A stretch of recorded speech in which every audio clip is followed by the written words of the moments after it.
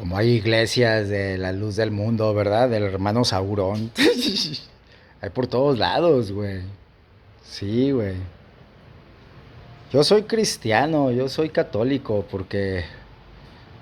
Pues porque en esa religión nací, ¿no? En esa religión nací. Y aparte yo he visto cómo un pueblo crucifica a un cabrón, ¿verdad? Y también he visto cómo resucita. No todos, ¿verdad? He visto cómo se los lleva a la verga algunos, güey. Pero hay algunos que sí retoñan, güey. ¿Verdad? Hay algunos que sí pueden con los cabrones judíos, güey. Muerde la mano. Sí, güey. Si Cristo volviera, güey, harían apuestas con él, cabrón.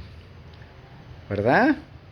Es la forma en que lo crucificarían. Ya no lo crucificarían en una cruz, lo crucificarían en un casino, cabrón.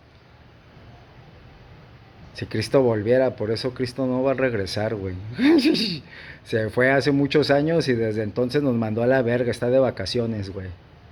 Sí, cuando lo andan buscando nomás sale 404, error 404. Página web not found. Sí, güey. Es lo que pasa cuando llegas al servidor de Cristo, güey. Acá, error 404. No se encuentra la página, ¿verdad? Sí, güey. Sepan que crean los hermanos Aurón. Yo nunca. Sé que usan unos vestidotes. Es lo único que sé que usan, güey. Pues nunca me ha interesado, la verdad, ir a preguntar qué pedo, ¿verdad? Pues han de creer también en Dios, güey. Pues, al fin de cuentas, nomás hay uno. Al fin de cuentas, nomás hay uno. ¿Verdad?